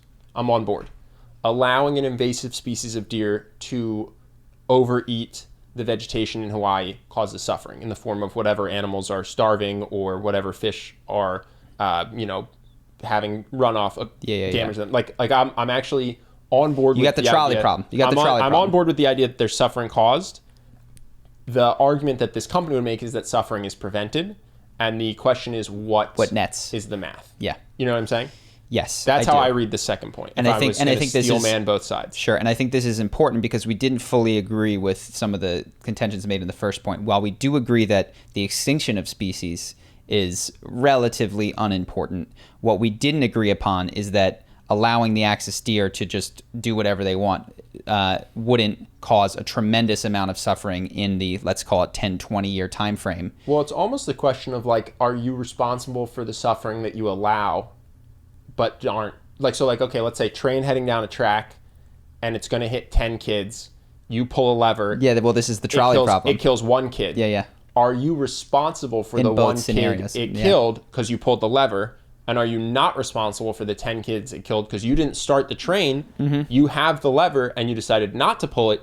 You've technically not committed any action if you're going to make for this argument that inaction doesn't count as action. Yeah. So now are you not responsible for the 10 kids?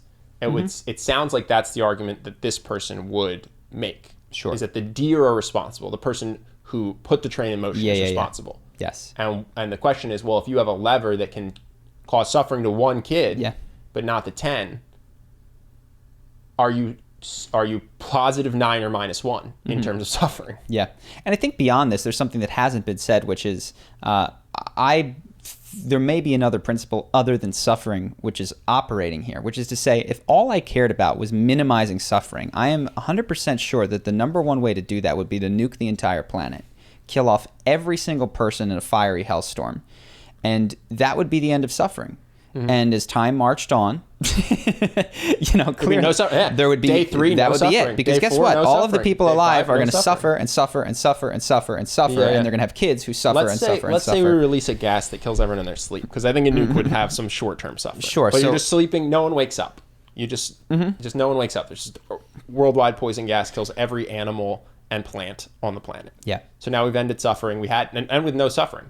Right, but that's like not well. And this person raises that point in the next one, which is there seems to be a value to life consciousness beyond just maximizing, minimizing net suffering.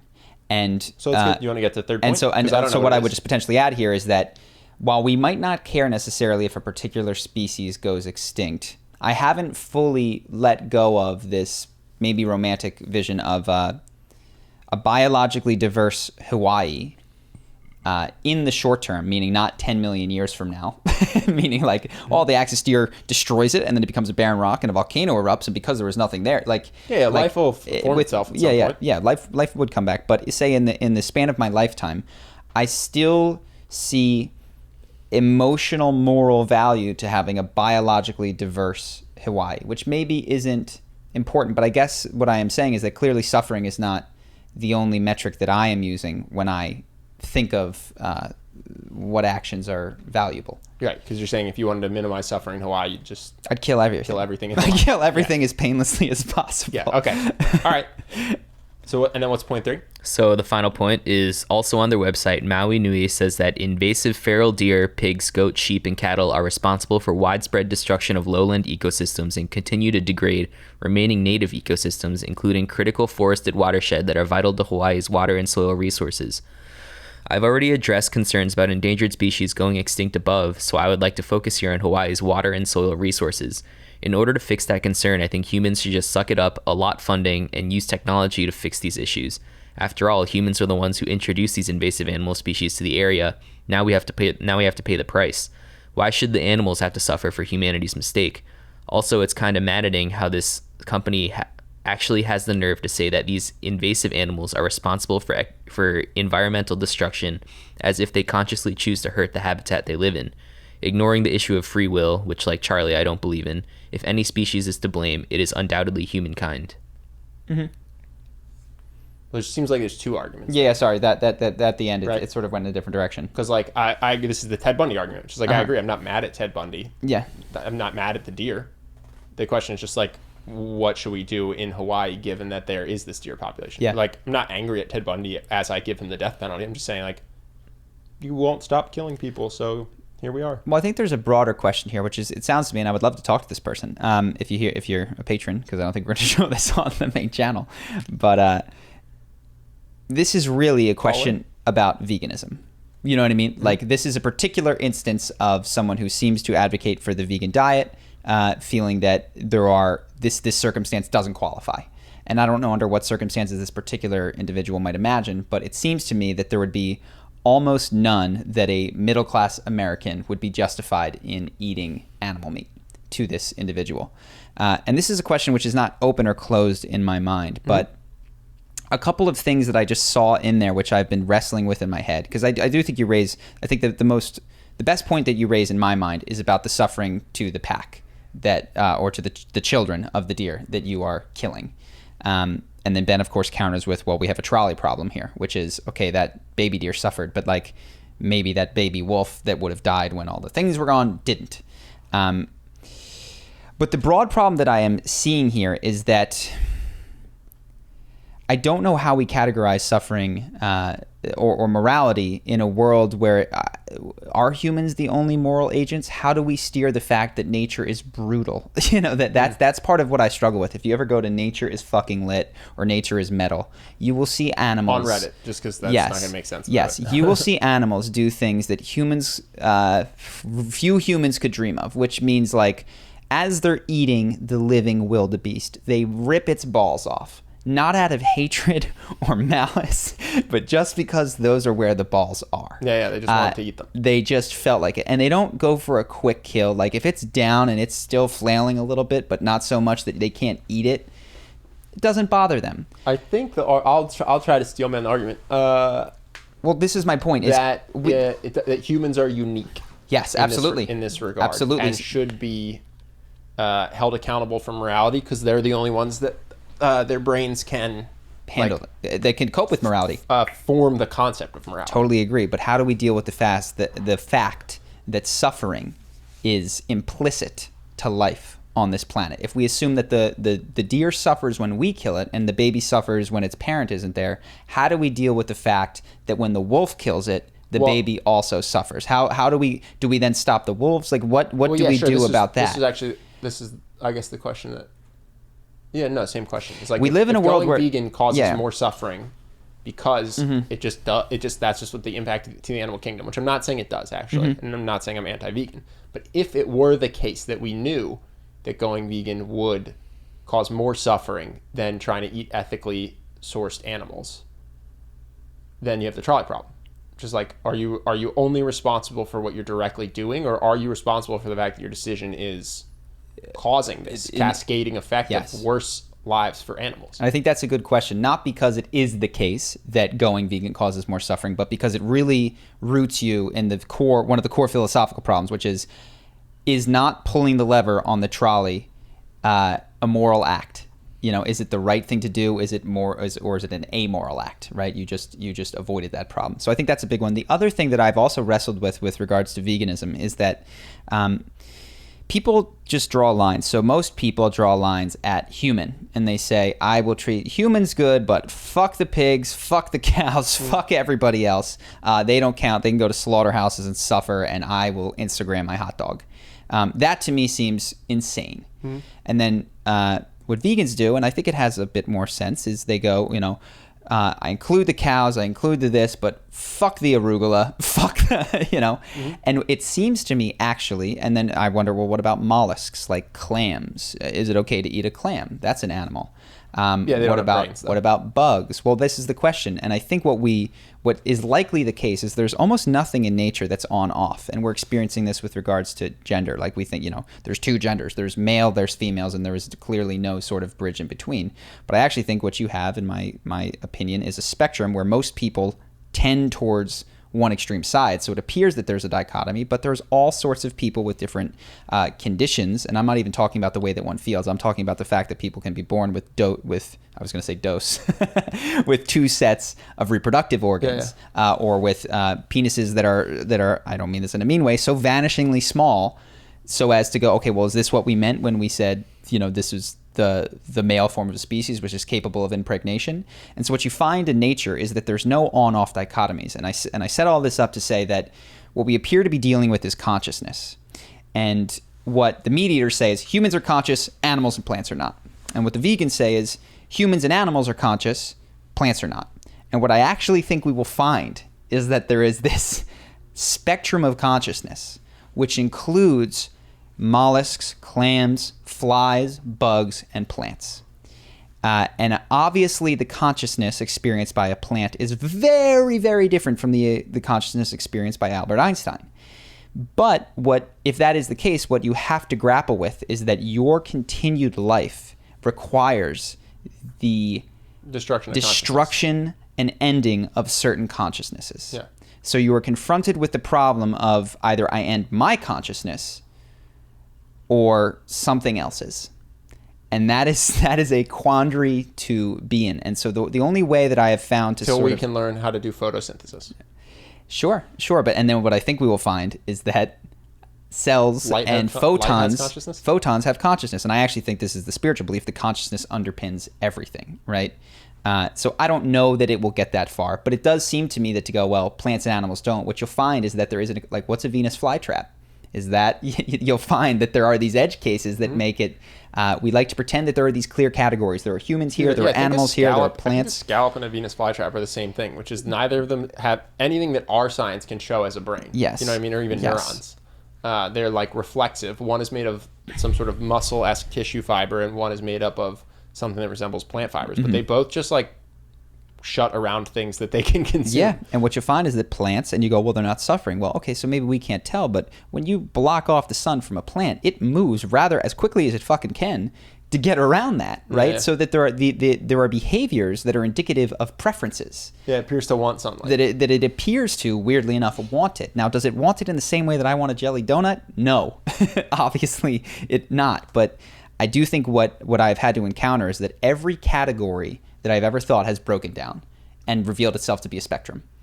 And so I expect the same thing to happen with suffering, and I expect the same thing to happen with consciousness. And that leaves me going, okay, I mean, veganism might be better because you can argue these are the lowest levels of consciousness that we're capable of eating in order to continue in this life, and that's what I will do. But I don't think that the vegan gets the same moral high horse as I am completely clean that they might imagine that they get.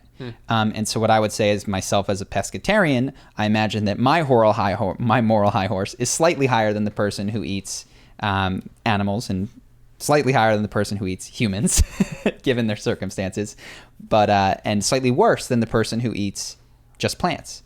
But all of us are participating in the destruction of consciousness and suffering on some level. And then the question becomes, how do I do this in the most thoughtful, graceful, elegant way that still understands what I'm doing without sinking into just total self-loathing? So I don't have the answers to that, but that's where I sit. Yeah. Anything else?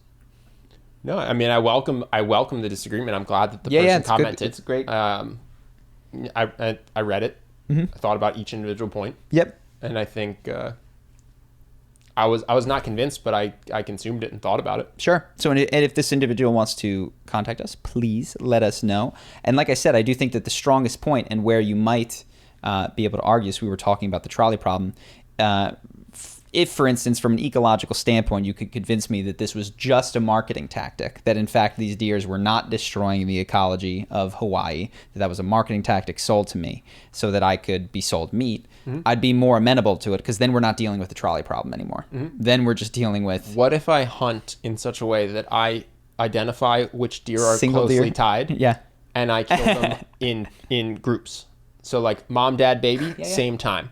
Yeah, and I think you can ask the same question about people. Like, what if you just extinguish a family that has no friends, and you do it at night? You know, what is the problem there? And they don't suffer a lick. There seems to be value to life, and or at least we have this assumption that there is, and to consciousness, and to the ability to wake up in the morning. But I think that extends not just to the family as well as to the deer. I also think it extends to the rhododendrons. You know, I think it extends to everything. And then you're kind of in this bind, which is like, shit, I just have to try to reduce and be conscious of what I am doing. But I don't have the answer. I don't think I thought that there was going to be like, oh, veganism is the truth, is the way, no suffering. And I actually don't think that's the case. You're still going to participate. You're still just trying to minimize at some level. Now I'm just being argumentative, difficult. You know what I mean? Like, I don't even know if this is what I believe or not, but one could argue that one wild caught, let's call it bison, that lived its whole life wild and is killed in its sleep, could probably be frozen and feed someone for a very, very long time. Yeah. But a vegan, you have to eat a lot of vegetables to get to 2,000 calories a day. So if each carrot and almond and lettuce like, what do they call bunch? Head. Lettuce head suffers, you're certainly going to suffer. A lot more entities will suffer, but we think a bison can suffer to a larger to a higher multiple. multiple. And to me, it appears a much higher. Me too. But my question is, okay, so one bison times one bison multiple, 1 year of food, 365 days, 30 plants per day, 1,000 plant sufferings. It seems at the small plant. It's like to me, it seems still incomparable. Maybe. To me, like as I now, look, now we're all just going to make up numbers that fit our diet. Yeah, well, not even my diet. Just no. But I don't do this. But if I'm Joe Rogan, carnivore diet, bow hunter, I'll just make the math that a bison is 1,000 sufferings and each plant is 1.5 sufferings, and so a year of vegan is 1,500 sufferings and a year of bison is 1,000. Like now we're just going to make up math that fits our. What you could push back on is that plants have consciousness. You'd say what you would have to do is draw the line. What you'd have to do to make it an easy argument is go a plant is times 0. Yeah. And I think that's what vegans implicitly do. But of course, as you get to the edges, like I mentioned, the Venus flytrap as compared to a clam, it's No, I'm just saying, we know how we like to make bets and do predictions, Reggie. If this person never saw this video, but did call in, I think the argument would quickly get to that. I think that would be the thing that was batted back and forth. Was like plants are 0. Whether plants are 0 or not. You know what I'm saying? Yep, totally.